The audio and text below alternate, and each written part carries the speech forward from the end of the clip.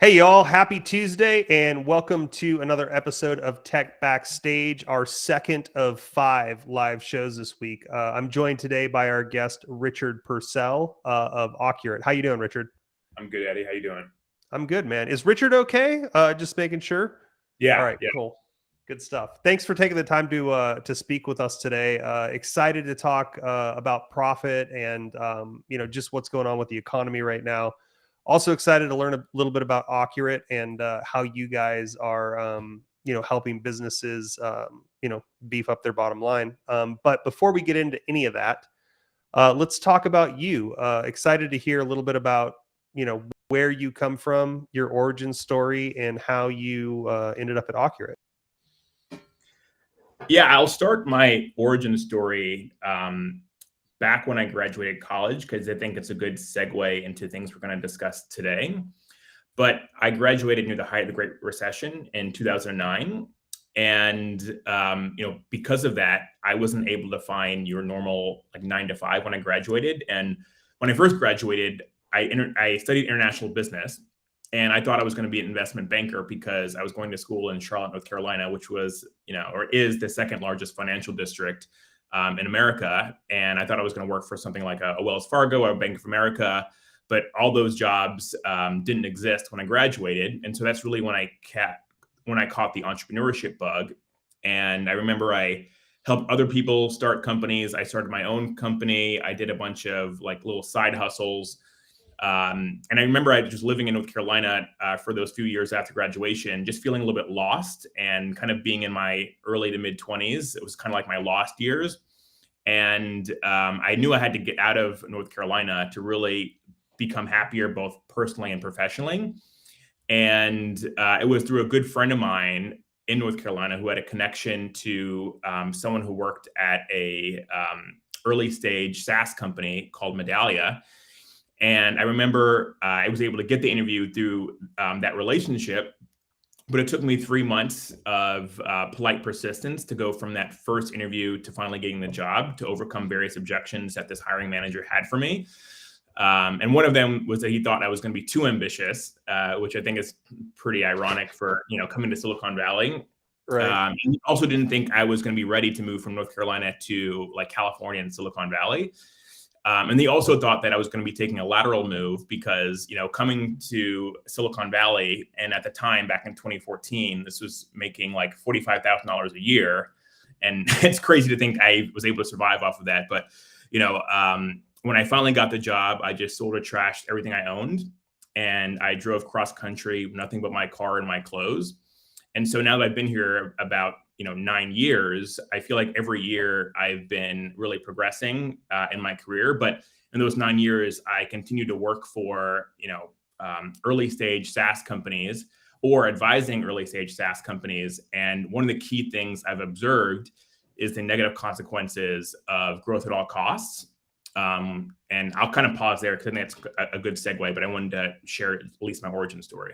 Yeah, no, I love that. And I think, man, 2008, 2009, definitely like a terrible time to graduate college and want to go into finance, right? Yeah, Oof, that's, yeah. that's, But that's a little, yeah, I agree. But I also empathize what I hear from graduates who graduated, during COVID, and not having to, be able to walk across the stage and kind of coming into a really uncertain economy and job market.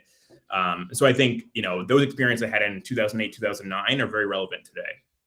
yeah, but I love your ability to pivot though, right? Going from finance to, like you said, selling or trashing all of your belongings and moving to California, especially on a $45,000 a year budget. Yeah. That's ambitious, man. I think that you're right that I think it's a little bit interesting that somebody would tell you that you're too ambitious for a startup, because I think that's like one of the soft skills that we're always vetting for the most is people that have drive. But no, I think that's incredible. And so you've been in San Francisco, what, 9 years now, you said? Yeah, I'll be 9 years this coming March. Okay, cool. Yeah. And get into Accurate. Sorry, I keep looking at it and mispronouncing it. But talk to me a little bit about your journey from some of the other SaaS companies you worked for. how'd you get to Accurate, and then what was kind of the decision making behind that? Like what was, because I know you're on the founding team, so what about Accurate were you like, oh man, I gotta jump on this right now? So before I came to Accurate as a full-time employee and on the founding team with uh, our CEO Toby, um, is that around 2020, like the early 2020, I parted ways with my previous full-time job, and it was February 2020.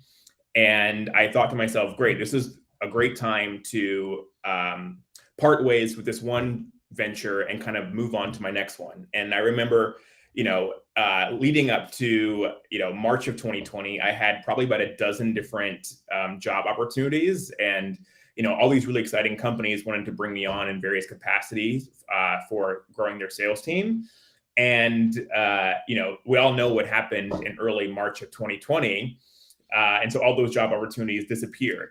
Mm-hmm. So basically, I had to remember how I was able to survive and thrive in 2009 and did the same in March of 2020. And what I started to do is take on all these like advisory, coaching, or consulting roles with early stage SaaS companies and their founders. And one of the consulting roles I took on was with Toby and his previous company, PredictWise. And PredictWise had built this database over the course of 5 years where they were mapping every adult American's in-depth behavior and attitudes. And what they had done was start with voter files and census data, which was publicly or is publicly available information. And they started building layers of data on top of it with explicit consent. And one of examples of this is there's these like in-app surveys that are in apps. And so we're collecting those answers to really understand people's personalities, behavior, and attitudes about like their commuting patterns or political beliefs. And so PredictWise had this really powerful database, and it was being used to power political campaigns in the last election. And originally, I worked with Toby because he wanted to expand that business from political to commercial, because that's something I had done at my previous company, Hustle. And one of the really smart things that Toby did initially was just completely separate the two companies. Instead of having one company selling to commercial and another part of the company selling to political, he just split off the two companies. And so when he split off Accurate and it was incorporated in July of last year, 2021, that's when I decided to join, full time. But what really makes me so evangelical about what Accurate is doing is because I see this as an opportunity to be part of the change I want to see in the world. Because kind of going back to my experiences in Silicon Valley and seeing the negative consequences of growth at all costs, from a B2B standpoint, when these companies that were optimizing on revenue and new customers in a vacuum, what they were doing was they were just acquiring a lot of customers solely for the logo or solely for the revenue. And then when they were trying to grow very quickly, they were hiring too many people to service these new clients. They were acquiring clients who had higher likelihood to churn. Some of these clients would become a nightmare for customer success, or some of these clients, will produce really bad word of mouth. And then because they were also increasing their costs to service these clients, their burn rate got out of control. They had lower runway, which meant they needed to then raise more capital. And then if they need to raise more capital, that meant they needed to give away more of the company. And then ultimately, what it means for the founders is less control over your business if you're not attracting and retaining the best customers. So that's what I saw in B2B. And so with Accurate, I was like, wait a second, these same negative consequences of growth at all costs are also mimicked in B2C. And what I see with Accurate is the ability to help B2C companies attract and retain the best customers just by using predictive analytics and using their customer data and our database that we built from PredictWise. Love it, dude. And I know that was a long answer. It's a lot to unpack. We're going to do our best to get through it over the next 15, 20 minutes. But I think it's a good segue into what we're talking about right now, which is get profitable or die trying, which like you were just kind of alluding to, is counterintuitive to how most companies are building startups nowadays. Nowadays, it's if you're making money, you're not spending it on growth, and if you're not spending it on growth, what are you doing with it, right? And that's something that it was always kind of like, I don't want to say beaten in my head, but it was definitely a mantra that was repeated, which was, if you're going to take on investment, they want you to spend that money.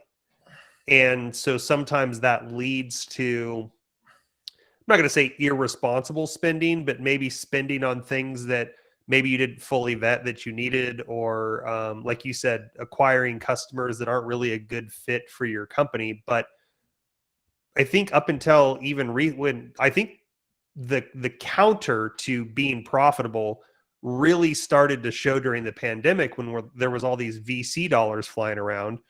It's like, yeah, just go spend it. Here's another $1 million. Go spend it. And now all of a sudden, everybody's talking about inflation and recession, and everybody's like, well, the VC dollars dried up. It's like, well, they didn't dry up. They just retargeted towards companies that have already shown they have product market fit, companies that have shown that they already have a business model that can scale, companies that can show that they can be fiscally responsive, instead of these moonshots that are like, you got a burn rate of, whatever, 40, 50, $60,000 a month. We'll give it a shot. But so the money's still there, but now all of a sudden we're seeing this shift towards, oh, well, maybe burning through all of our capital isn't the right way to go about this. So let's talk a little bit about that for a second. So maybe not just in regards to Occurate, but I love that you're in the Bay Area, because I think you can give a lot of insight into this. But talk to me about some of the negative side effects of trying to grow a business, on a burn rate and not being cash flow positive. Yeah, I want to empathize with founders, because without hyperbole, being a founder is extremely hard. Yeah, absolutely. Hard. I've flown very, very close to the sun, but I've never actually been, the founder who owns the majority of the company. So I want to empathize that, when you're as a founder, your whole wealth is tied to the equity of the company. Yep. And then you have to think, okay, well, if I raise additional capital at a higher valuation, and then let's say I own 50% of the company, then like whatever the valuation is in my head, I'm now worth 50% of that. Right. And so I understand the motives of founders for, wanting to, raise more capital at higher rounds of valuation.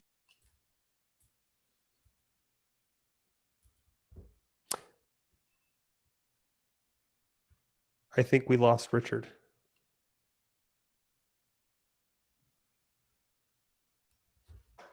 All right, guys, we're having technical difficulties. Give me a second to see if we can get Richard back here.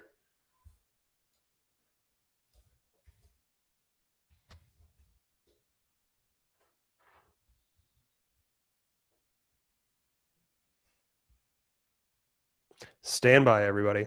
Technical difficulties live on the air.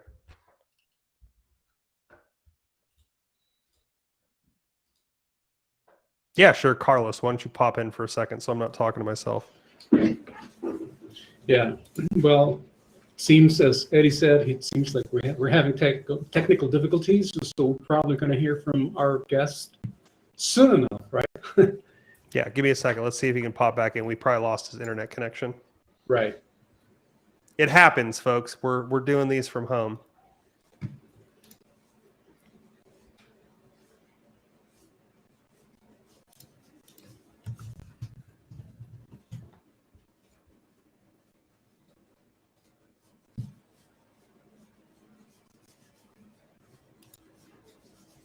There he is.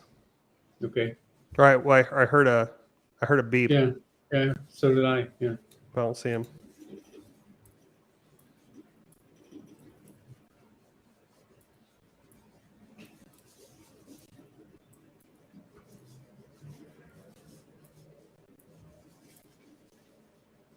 Have to do some heavy post production editing on this, Carlos. So that you bet. it's not just us sitting around not talking about anything. Yeah. Hey, at least people are still watching us. That's fun. Sorry, y'all. We're Well, getting there. at least, yeah. Well, I guess if we could, while we wait for our guests to get here. As I say, if he's Yep. haven't, what's up? No, I was just going to reading off the topic. It was a pretty interesting topic. Oh yeah. We're talking about profitability and compared stacking up against all this talk about recession and things. It's very interesting. And how Yeah. this is, And it's an interesting dynamic right now with this, just the way that startups, they work, and like what Richard was talking about. When you're starting out as a company, there's always kind of two paths you can take. There's the bootstrap, and then we got Richard back. There he is. Yeah. Bring him Cool. back in. Okay, I'm gonna be. Sorry about that. All good, dude. No worries. We're back. We're Okay. live. Yeah, See you in a bit. I was gonna say that's live TV, but also, the irony is, we're talking about tech backstage, me being in the Bay Area, and I lose Wi-Fi, the most basic thing you need. It's all good. That's what we got post-production for, man. What's also funny is I was like on this tangent of talking about this story, and I wasn't looking at the screen, and then I look up, and you're like, oh, so I'm not sure where I left off.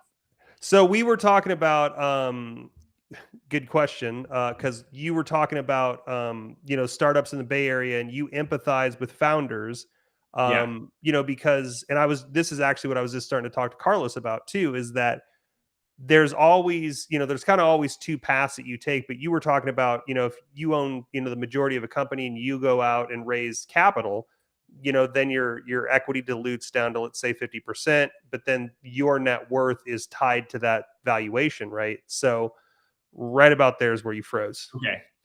Yeah. So what I was transitioning towards is a specific story to highlight the negative consequences of growth at all costs. Mm-hmm. And one of the people I advised during the pandemic was a founder who had this app that was specifically tailored towards product developers. Mm-hmm. And he was a seed stage company and wanted to raise Series A. And he knew, or he thought he knew, that the way to show growth for his next round is to show user growth, or like monthly active users. And so instead of having a more detailed ideal customer profile of who the users were, they had a much wider ICP and started to think about, hey, let's just get as many users as possible. And so what that did is, yes, it got more users, but then they were attracting a lot of users that was requiring more customizations, or they would send in a lot of support tickets because something wasn't working based on what they thought should be working. Their AWS costs go up because now they're just using, more cloud and more data to process all these users. And then he had to hire more people to handle all these support tickets, or to build all these additional features for these new types of users that want to use the product. But as a result, the metrics that his investor cared most about, that were looking to perhaps give him capital for Series A, they were asking him questions like, what is your retention rate? What's your LTV to CAC ratio? And he did not have a good answer to those things, because yes, he got a lot of more users and maybe more monthly active users, but he wasn't really building a profitable business, or he wasn't building a business that had the path of profitability, because their retention rate was so low and their LTV CAC ratio was so poor. Yeah. Well, and you're using a lot of acronyms in there that not everybody's going to be familiar with, sure. But let's unpack a little bit of that, because right now you're talking about the cost of customer acquisition.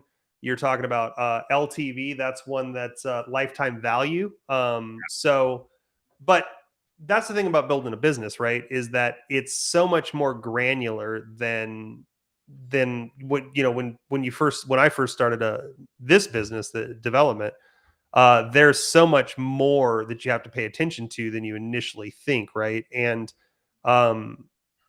anyways, we could probably go off on a tangent about like all of the different metrics that you use to build a business, but the idea here being is that it's not just revenue growth. It's not just the number of customers that you have coming on. Like you said, it's, hey, how long's your longest customer been with you? Like, is it 2 years or is it 2 weeks? And that's things that investors look for, because that average lifetime, we call average lifetime like contract value, but Yeah. that's a lot more predictive than, say, oh, hey, we onboarded 3 new customers last month. It's like, cool, but what do you think the average contract value is going to be for those 3 or 4 new customers Yeah. versus what is it for somebody who's already been with you for 2 years, right? So Yeah. Well, for the SaaS business model to even work, you have to have a high retention rate. So let's say you are acquiring a bunch of people that are paying you annual licenses. If 10 to 20% of those people decide to not renew, that is not building a profitable business for the long run, because the way SaaS works, whereas that year one is supposed to be like the loss leader, you're not going to be profitable from that customer in year one, but year two is when you start to see some profitability. So if you're starting to see too much churn in customers in year one, that's a huge red flag to anyone who wants to put additional money into your company.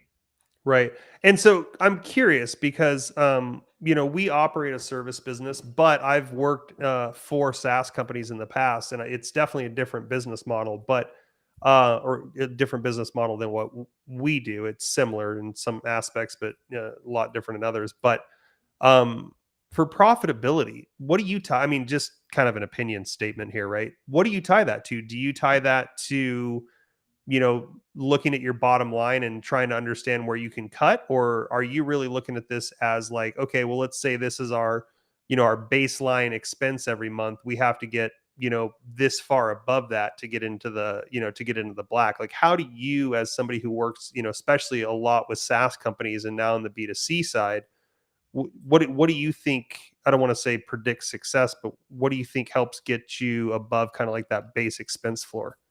Yeah. Well, I'll echo something I said earlier, that being a founder is extremely hard. And it's hard to be a venture-backed SaaS company and run a profitable business, because if you think about just the way that technology works, is that you're not going to see a profit for a few years because there's just so much upfront costs, specifically with CapEx. But I like to think about, like, do you have a path of profitability, and can you at one point flip on a switch if you really, really had to, and to become profitable? And a lot of what I look for is, like, especially from a marketing standpoint, is, thinking about investing differently based on the quality of the customer that you have, like from a B2B standpoint. So let's say you have 10 customers, not all those customers are created equal. Can you look for some signals in those 10 customers to start to think about, will this be a great long-term customer for us? So maybe it's about their adoption of their product. Maybe it's about how often they respond to your emails. Maybe it's about the contract value, or maybe it's if they very closely match your ideal customer profile. And so, like, one of the things that I would look for in an operator is saying, okay, well, if we're trying to think more about our path to profitability, and we have $100 to spend and 10 customers, like, how do we just spend that money appropriately in those existing customers? And I would also think of the same from marketing investments, where, if you look at various channels or campaigns, how can we start to look at the performance of those more closely tied to like an LTV to CAC ratio? That's like one thing I would think about from like a CS standpoint and a marketing standpoint around, being a lot more diligent with your investments to have a closer path to profitability.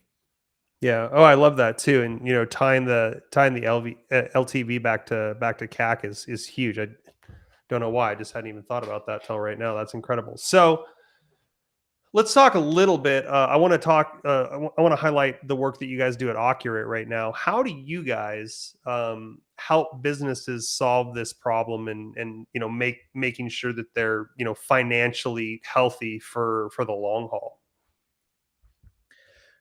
There are two strategic advantages of why our clients, who are mostly direct-to-consumer e-commerce brands, invest in Accurate software. And number one is to better understand their best customers. And then number two is to improve their profitability. And we call this LTV to CAC ratio. So just making sure you're bringing in more revenue in the long run for each customer versus the money you spend on acquisition and for retention. And we see that these two problems or strategic advantages are really macro problems in all of B2C. And in terms of the first, to better understand your customers, because of the changes to privacy over the last couple of years, it's just getting harder to collect the data that you need to better understand your customers, because third-party data has always been unreliable, and then first-party data is becoming harder to come by with CCPA, GDPR, and then now you'll have the death of the cookies probably in the next year or 2 years. And the way that we solve that is what I mentioned before about this database that we had been building over the last 6 years, where it's first-party data on every adult American's in-depth behavior and attitudes that was collected with explicit consent. And what we do is we bring in that database to a customer's data and add a layer of machine learning on top of it. And then at the individual level, what we're able to do is make predictions on the future spend of that person, how long it will take to regain your cost to acquire that person, what's their churn probability, and also what is the potential revenue upside at any given time. And the way that our customers take action on these predictions is they are able to better segment their acquisition and retention campaigns and also monitor the general health of their business. But then also they could start to test and learn what types of tactics across their business really increases the LTV over time. So whether that's like a new website design, a product to launch, different marketing initiatives. But if you're really mapping everything you do and testing it on LTV, this helps you move every lever so you're always optimizing for your best customers. And so this is how we really help with those two strategic initiatives around better understanding your best customers and ultimately improving your profitability, because you're always attracting and retaining the best customers for your business. Love it. Without giving away too much, and hopefully this isn't a gotcha question. I don't mean for it to be if it is, but from your experience, especially talking about B2C, whether we're talking about e-commerce or whether we're talking about SaaS companies as well, and talking a little bit about the 80-20 rule, right? 80% of your revenue is coming from 20% of your clients, obviously the top 20%. But what are some of the indicators that you see in your experience of customers that are going to have larger LTVs, and what's, and maybe not necessarily from the client side, but also like what are some of the things that are indicative of a business that's set up to keep people around long term? Like what are some of those things, on either side in your experience? Yeah, I think that's a great question. I would think there are probably 3 things that I see that would indicate a brand just better being able to attract and retain customers that are high LTV. And I will say that if a company is 80-20, what that means is that just with basic math, if they acquire one high LTV customer, that is equal to acquiring 16 low LTV customers. That's just like basic math. Wow. Mm-hmm. And so that's one thing that we try to instill in our customers, that LTV is not some kind of lagging metric that you should think about only for retention. You should also think about it for acquisition, because you should just dedicate more resources and investments to acquiring that high LTV customer, because what it just means for your revenue in the short term as well as over the longer term. But to answer your question around like what type of brands that we see are really good at optimizing on LTV, and I think about 3 things. I think 1, multiple product categories. The second would be differentiated product. And then the third would be, I would just call this I would call this like a superior customer experience. And what I mean by that is, like, there are a lot of brands who I think have really special ways they interact with their customers. And I'll use my own personal experience, is that I'm a huge fan of Bird Dogs. Like, they sell pants and shorts. And one reason I like them is not only does the product fit well on me, but their whole marketing experience is just really hilarious. Like, they totally have this very provocative way of engaging with their customers via email, and just all of marketing. But to me, a brand like that would be a great customer for Accurate because, like, one, they're able to just catch people's attention and they have like this really differentiated like branding experience. But then they also have like differentiated products and multiple product categories. And why that's important when it comes to LTV is because there's only so many levers that a brand can pull to try to get someone to like come back again and make another purchase. And if all of your emails are boring and there's no real demand for the product that you sell, and there's no multiple product categories, like, what are you really going to be able to do to get someone to come back? And so, like, for something like a bird dog, and this is maybe a pitch for them to become an Accurate customer, is that, for them, they could better identify those customers that have the biggest ceiling for growth and then engage them with some kind of like email or SMS or other intervention, and try to bring them back to buy another product of theirs. And so I think those are the three key things I would think about. Again, it's like, multiple product categories, high demand for the product, and differentiated brand. That's great. And I think you brought up a couple of things too that I think are important, especially in B2C and in e-commerce, which is, I love when you're talking about the provocative emails, right? Because one of the things that I see in successful brands, or at least brands that I tend to, rebuy into or continue to buy from, is, an experience. And this is something that's really important for me as well, but it's an experience where you don't feel like you're being marketed to, right? Where you feel like, you're talking about these provocative emails, right? It's something that you want to engage in because it's something that interests you. It's, I think the best brands in the world too, and this again goes back to everything that you're talking about earlier in this call, which is, the best brands are the ones that are looking for people that are going to have, or they're going to benefit from their products, right? You're talking about bird dog and like the fit, and like I'm a tall dude, so like one of the things that I always hate about clothes is I either get the large and my tire hangs out, but the shirt's too short, or I get the extra large and it's baggy, but it's long enough, right? So you're talking about bird dog, and this is a great example because they've found this product market fit. They've found something that works, maybe not for everybody, but at least for you. And I'm sure there's a lot of other customers out there like you, but then the way they go back and re-engage you is something that you as a person find entertaining, and it's something that you want to engage with, right? So A, you benefit from the product. B, they're finding creative ways to engage with you that doesn't feel like they're just trying to get you back out there to buy more stuff, right? Yeah, exactly. Cool. I love that. So we're a little bit over time, but that's okay because we had some technical difficulties. But last few minutes, I'd love to talk a little bit about, future tech, because that's something that's always interesting to me, especially with people that are working in the tech industry. But what's some of the future tech that you're excited about? Things that are coming up. You already mentioned the death of the cookies. Excited to hear what a VP of sales thinks, about what ad buying is going to look like in the future, but also what's future tech mean for Accurate?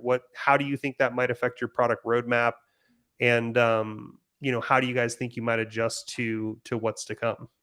Yeah, I think there's two changes that I've seen in when it relates to future tech that also relates to, the product vision of Accurate. And the first is that the internet has changed and it will continue to change. And then the second is you see this rise of what I would call like no code AI or like plug and play AI. And I also have found that that does not work for brands that have unique customer experiences, unique products, and unique customers. And I'll start with the first around that the internet is changing. So, you have CCPA, which is right now based for California residents, but you're probably going to have something very similar for all US residents, very similar to GDPR. And now you're seeing how like every website you go to is asking for, consent to track you with cookies. But then those cookies are they are going to go away probably by 2024. That's what we're hearing from Google. And then you have Apple being able to really control the narrative around, how the internet operates. And, just that one iOS update, drastically decrease Facebook's market share. And I saw that even Mark Zuckerberg lost like $71 billion, probably largely attributed to that Apple iOS. So I think Tim Cook probably owes him a nice steak dinner at least. So I think why it's significant with these changes to the internet in the last year to 2 years is because if you look at the brands that really became successful in the last couple of years, like these D2C brands, they became successful on the backs of Facebook, because like in the early 2010s, Facebook was very plug and play. You could put in $100, do something pretty basic around your lookalike audiences, and then get an 8x return on that investment. And that was happening consistently. And then marketers, from my perspective, got a little bit complacent because they started to think of everything as plug and play. And why that's significant today is because those days are never coming back because of the changes to privacy. And then again, thinking about this need to have everything as plug and play is that we see a lot of marketers decide to go to these predictive analytics solutions that are marketing themselves as plug and play. And so these solutions tell you, hey, just give us your customer data. We'll spit out predictions. We'll spit out recommendations that's unique to your customer, and then you're off to the races. But that just doesn't work. And it doesn't work because AI today is not that sophisticated. It still requires a lot of customization and hand-holding and a high-touch partnership between that AI provider and that subject matter expert to actually get these predictions right. And this is really the whole value proposition of Accurate, and where we see our product going today and in the future is because, you know, we're being able to provide this first-party database and helping our customers collect data on their customers with explicit consent. And regardless of any rules that are coming out in the next few years, there's no rule that's going to come out saying you can't collect data without explicit consent. And that's really all what Accurate is doing with our data. Everything is with explicit consent. And then also, everything we do is customized for every single brand, and it's unique to their customers and their product journey. So all our predictions tell the story of those customers, and also all our recommendations are validated, you know, every 2 weeks. And so that's the way I think about the future of tech, is that, you know, the internet's changing, so you have to change with it. And then also AI is not that sophisticated just to have a plug and play. So you need to actually spend the time to work with a solution provider that can get you there. Yeah, I love that. That's great. Richard, I think we are over time, but I want to thank you for stopping by. It's been a great conversation. Yeah. Definitely, you know, super relevant to what's going on right now with the industry, and especially with the economy, the buzzwords, the economy and the recession and inflation and all that. But really appreciate your insight and taking the time to stop by. Before we go, Carlos, do you want to come in and just kind of give us a quick recap of what's coming up the rest of the week? Certainly, Eddie. Thank you so much. And thank you, Richard. So, Eddie, this week, well, as you know, it's packed, right? So we have shows all week, and packed, absolutely packed. And what I'm excited about is that we have more women in tech joining us on the show. And we're going to be starting with tomorrow, actually, with Shannon Ferguson, the co-founder and CEO of Fansapes, with the topic breaking barriers as a woman in sports tech. Cool. Exactly. Thank you for that. And then Thursday, we're going to be speaking with Shampa Bakshi, the founder and CEO of Converge Hub. The topic will be making a difference with tech. And finally, on Friday, we're going to be speaking with Joe Venuti, the head of sales and development at Q. So that's what we have for this week, folks. Join us right here on Tech Backstage at 11 o'clock in the morning Pacific time. So join us here and be here or be square. Thank you. That's right. Thanks, Carlos. And Richard, thanks again for stopping by. Hope you guys have a good rest of your day. Thank you.